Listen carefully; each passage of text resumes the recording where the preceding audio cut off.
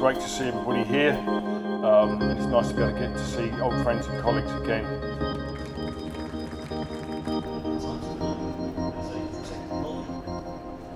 And our residents as well. You know, what we have. 30 stories worth of fire hose seems like a lot, doesn't it? Anybody wants to talk to Tom or I about what that looks like? Looking at penetrations, looking at the fire stopping elements we're putting in buildings. That's another sort of energy sustainable technology that sort of is great but works against us. It also burns the grass in my yard.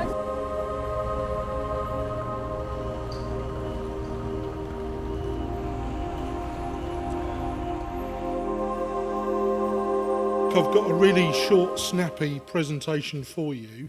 I think you'll all enjoy. Look, I think so far this morning it's been really interesting for me. I think whenever you're sitting there and you're listening to presentations or you're delivering a presentation yourself, I think we go into reflective mode, don't we, in terms of, God, that's really interesting, I must write that down, or I must speak to that person.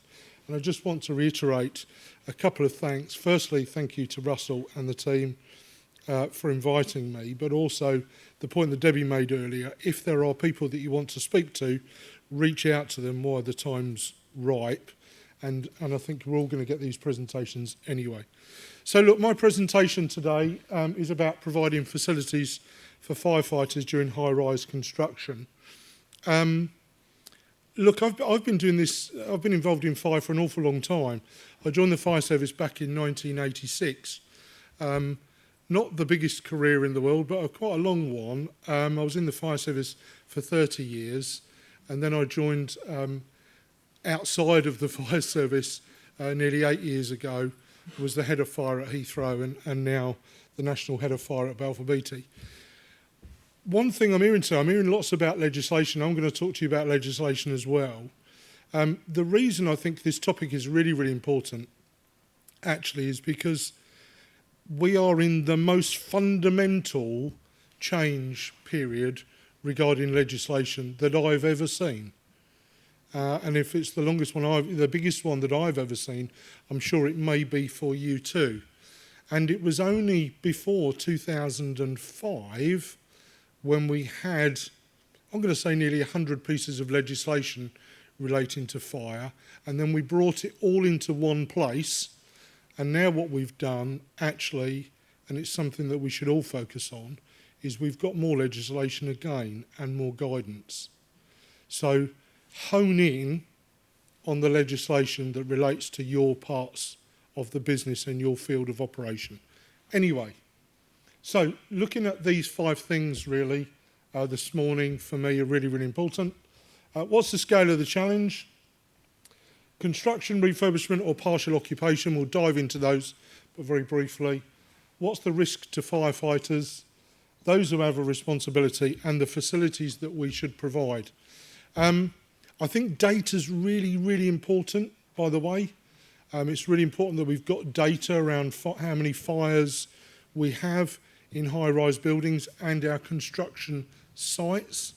Data's really, really difficult to get hold of in our industry, and one of the reasons that data is quite hard to get hold of is the culture that we've created. And I say we, because we've created a culture in our industry that if there is a fire, somebody puts their foot on it and stamps it out rather than tell somebody. And that's a problem, by the way, because if we haven't got data, we can never get better. So I urge you, for those who have a responsibility, that any data, any fire incidents you have, report them. Health and safety wise, on our construction sites, we are really, really good. But in terms of fire safety management and the protection of firefighters, I'm going to throw it out there and say that fire safety has become the forgotten child. And I urge you to collect the data. I was trawling through the data actually for Balfour Beatty over the last 30 days, and across the world we had 23,000 entries that included health and safety and fire safety. And one of interest 2 days ago, it came up as fire, and I thought I'll quickly have a look at that one. And it said fire in a porta potty with some pants. And I thought, that's interesting. Would that have caused a risk to somebody? Well, probably the people wearing the pants, I would think. And I looked at it a little bit further. So it was a language issue because it actually was from in America. So pants being trousers rather than underpants. And I thought it may have been a good curry. But anyway, get your data. Really, really important. So what's the scale of the challenge? Well, look, this was a fire. I just pulled this picture off the internet, to be honest, to give you some sort of scale of challenge. A fire in Cambridge. Did we see this one last week in Moscow? Quite heavily publicised across LinkedIn. And of course, both of these, the information will be out there now or in the future, and we'll be able to learn from the incident. And I looked at these and thought, actually, right, so protecting firefighters then. Facilities for firefighters. Is there a firefighter in the land that would want to go into the building on the left-hand side? And why would they go into the building on the left-hand side? Well, there's a duty that firefighters are going to go into buildings. You know, we have global legislation. We're here from representing global organisations. But firefighters have got a moral obligation as well. And that's going to be the challenge. But actually, if there's any risk of saving a savable life, a firefighter will go and try and save that life and follow the procedures that they've got. Interesting, because it could be you that hold people to account of getting that wrong or right. You want to put measures in place. But equally, it could be you, depending on who you work for, that could be held criminally liable with a personal prosecution if you're found to be in breach of fire safety legislation. So, recognition really that we're talking about firefighters today, but there are 4 real groups that are at risk in our construction and our high-rise buildings. Firstly, firefighters. Yes, that's why we're here today, to talk about that. Colleagues involved in construction, those people who are direct employees and those people who may work for you in some capacity. Occupants. Why am I talking about occupants? Well, actually, some of our buildings are occupied by other people, whether by subcontract or by occupation, as in they live there. Come on to that in a moment. And of course, the general public. We have responsibilities to the general public. And looking back at that fire with Moscow, if that building was to collapse and hurt a member of the public, remember, it's your building. So we've got to be really careful. So just diving into these 3 particular areas, there's some distinct differences between all 3. So if you're building a new building from the ground up as a construction organisation or a specialist, we've got the front-end fire loading. I'm not going to delve into Tom's world. But actually think about that plain bit of, abandoned land that you're going to build on, and suddenly we start putting piling machinery, plants. Yes, there's a different set of risks, really. Cabling, all at the front end. During the middle phase, when we've got a building that's out of the ground, the risks become very, very different. And we start getting into that high-rise building and what are the risks to firefighters and what facilities do we need to provide. And of course, refurbishment or partial occupation is still a high-rise building, and you still have to provide facilities to firefighters. And you've got the added risk, by the way, let's remember, of limited access because the building's occupied. And, actually, the building is normal in its operation. And by the way, all of this is against a backdrop, and it's been touched on already this morning, of risks about sustainable products that are very, very often quite flammable. Lots of plastics, laminated timbers, and we've also got things like, the lithium-ion batteries, and the hydrogen cell regeneration, which we'll come on to at the moment. So what are the types of fires that we're going to have in these buildings, first of all, before we can start talking about facilities and protecting firefighters? Well, look, the data, my experience tells me that a fire on a construction project that's high rise will be something like hot works. That's why we've got the procedures around hot works, but it will also be something like electrical faults, or it'll be smoking, you know, or something that's caught light that's out of our control. I think the big watch out for us right now, and it's not being reported that much, are the vapes, the lithium-ion battery stuff. It's often reported that a scooter's caught fire, but actually, what about a battery pack that a contractor is using? So we need to think about what the risks are, okay? The harsh reality is, by the way, when we talk about high-rise, high-risk, is that's the sort of building that we're going to expect firefighters to go into. We can have something that's big and it's 50 stories, but what we're going to find is we're going to expect firefighters to go into a building that's got cranes, limited access, scaffolding, and rapid fire spread. Thank you, everyone.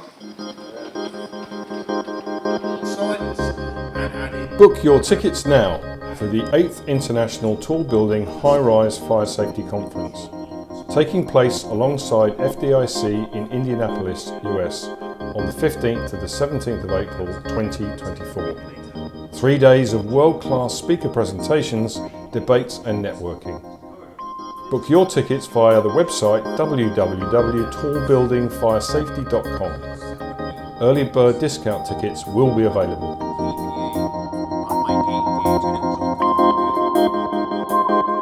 The Tall and High-Rise Building Fire Safety Management course is ideal for anyone who has responsibility for fire safety management in tall and high-rise buildings. It is a 5-day intensive course with world-class instructors. You can get full details of the course on our website www.tallbuildingfiresafety.com.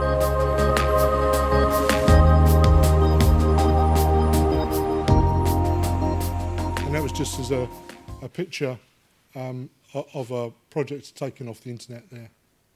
So the risk to firefighters, look, there's a whole list of them. Taking out the National Operational Guidance. I'm going to pick out a couple of them just to keep us on time. Staircases, compartmentation.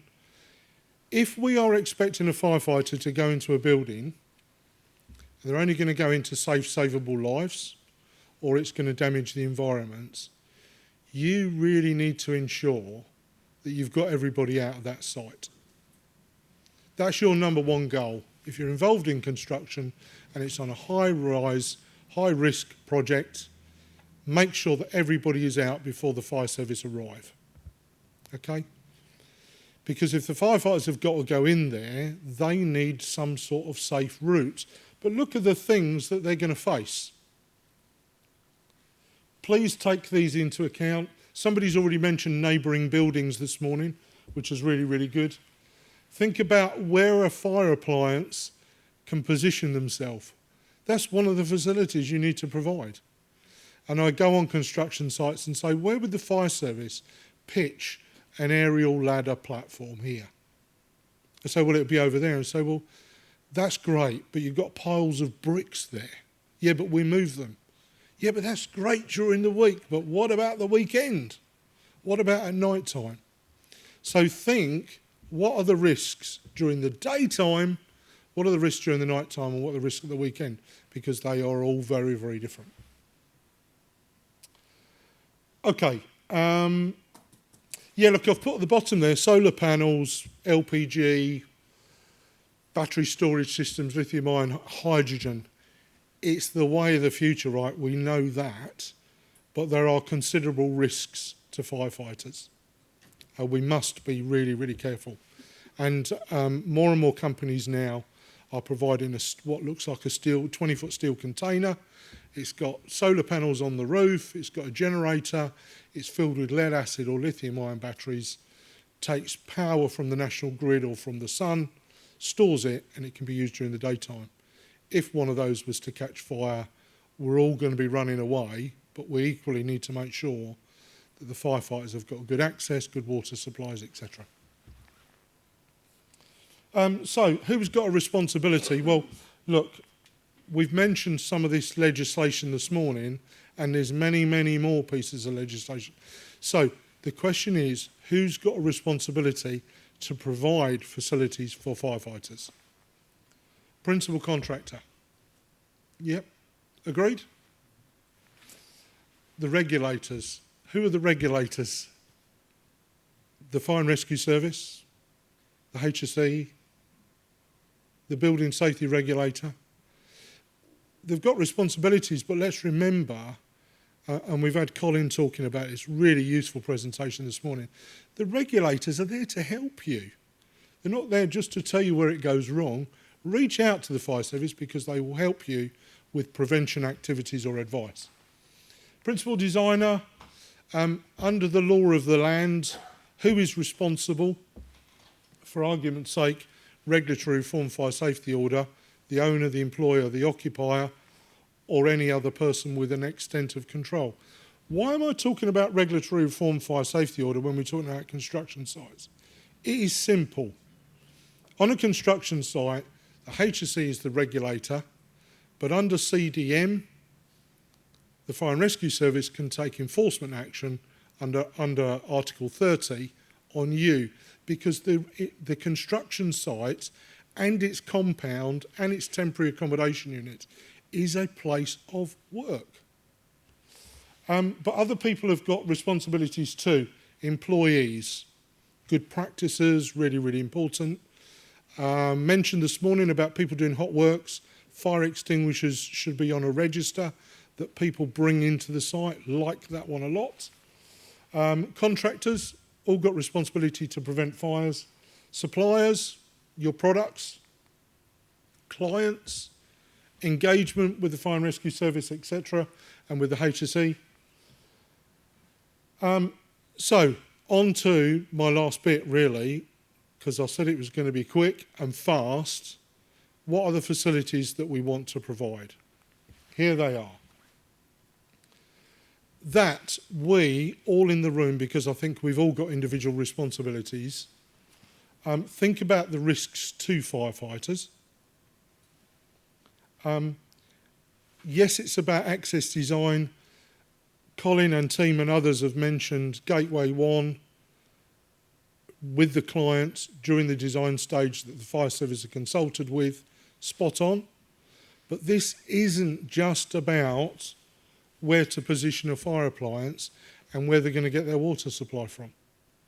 Right at the early stage, start engagement on your projects by reaching out to the fire service yourself.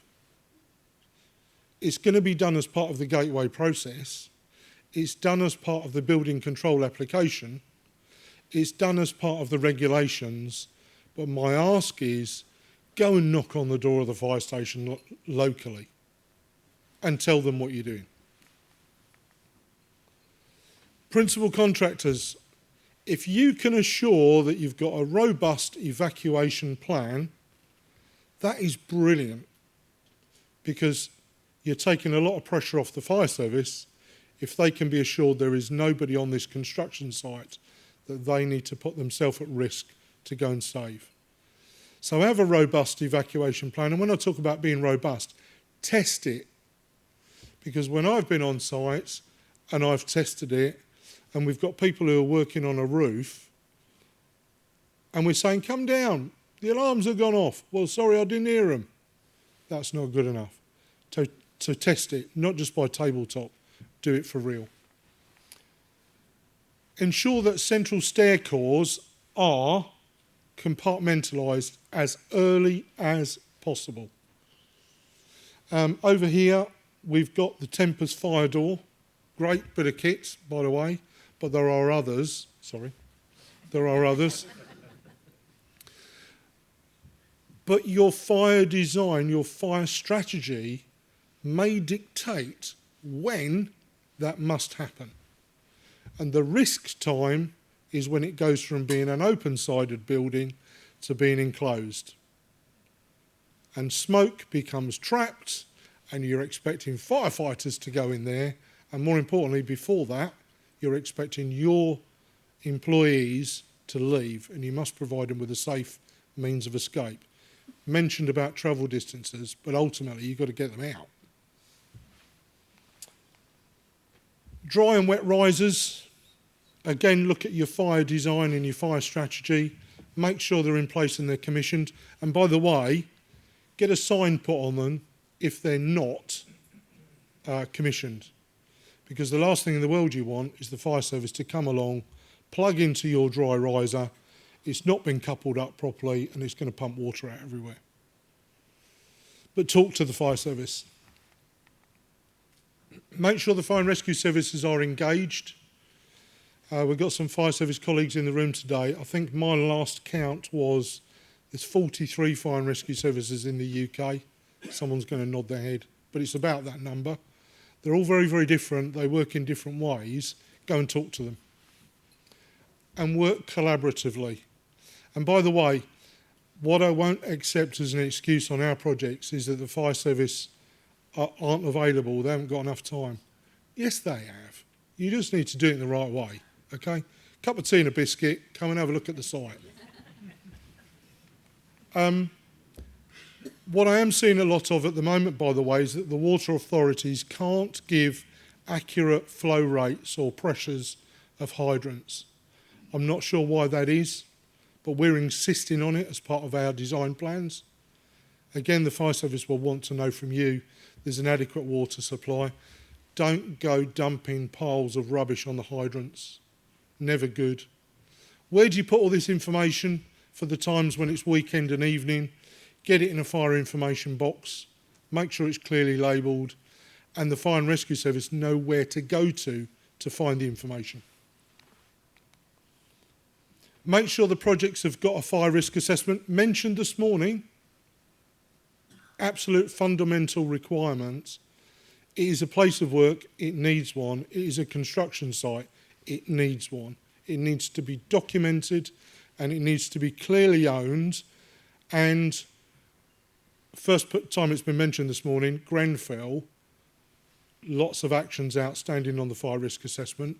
Your fire risk assessments of your projects, it's your job to close out the actions. Okay, it has to be documented, has to be reviewed.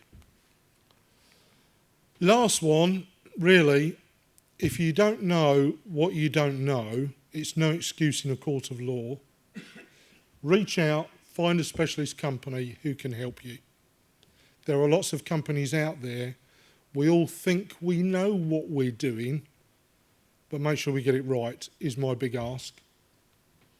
And I suppose really it's been mentioned already, the golden thread. Have a golden thread of managing your fire risks throughout your project and share it with the fire service. So we can provide loads of facilities like water supplies, like fire doors, like compartmentation. What you've got to do is share that knowledge with the responding fire and rescue service who are going to come to your projects. Tom's going to come on next actually, but Tom and I have been doing a lot of work outside of here. We've just formed a national construction tier 1 contractor forum where we're starting to make sure all tier 1 companies are moving towards the same level. And it's great, Tom, I think, isn't it? We're seeing lots of real positivity. So if anybody wants to talk to Tom or I about what that looks like or whether you could get involved, we'll be happy to share that information with you. And before I get the stage left hook from Russell, because it don't look like 5 minutes, it's a picture of a hook. We're all in this together. Let's make this happen. Thank you very much.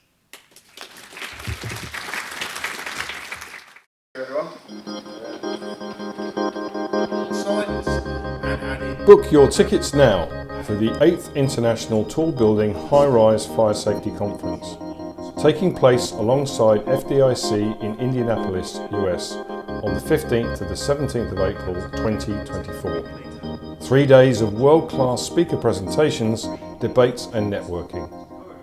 Book your tickets via the website www.tallbuildingfiresafety.com. Early bird discount tickets will be available.